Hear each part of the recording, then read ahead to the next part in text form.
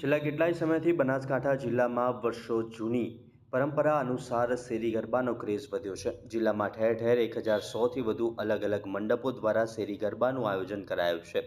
ત્યારે જિલ્લા મથક પાલનપુરમાં પણ આબુ હાઈવે સ્થિત તિરુપતિ રાજનગર સોસાયટીમાં હિન્દુ સંસ્કૃતિને ઉજાગર કરતા 51 દેવી સ્વરૂપા 51 કુંવારી દીકરીઓના પૂજન, ગૌમૂત્રનો છંટકાવ સહિત કંકુ તિલક સાથે ગરબાનું આયોજન કરાયું છે। ભાવિ પેઢી સંસ્કૃતિ તરફ પ્રેરાય તે હેતુસર સોસાયટી દ્વારા ફક્ત નોરતામાં નાચગાન નહીં પરંતુ ભાવિ પેઢી પણ હિન્દુ સંસ્કૃતિથી વાકેફ થાય તે હેતુસર આ પ્રયાસ કરાયો છે। જો કે નવરાત્રિના પ્રથમ દિવસે કરાયેલા આ આયોજનમાં સોસાયટીના લોકો મોટી સંખ્યામાં જોડાયા અને હિન્દુ સંસ્કૃતિ અનુસાર વિધિવત દેવી સ્વરૂપા દીકરીઓનું પૂજન અને ખેલૈયાઓ પર ગૌમૂત્રનો છંટકાવ કરી પવિત્ર બની અને પ્રથમ દિવસથી જ આનંદ ઉલ્લાસ સાથે ગરબે ઘૂમી માના ગુણલા ગાયા।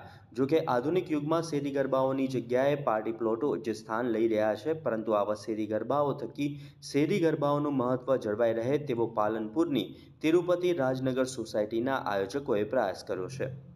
ભારતીય સંસ્કૃતિ અને પરંપરાઓને ખૂબ સારી રીતે જીવી શકાય એ આપણો નવરાત્રિનો સૌથી મોટો ઉત્સવની અહીંયા ઉજવણીની શરૂઆત અમે 51 દીકરીઓની પૂજા વિધિ કરીને આજે કરી રહ્યા છીએ।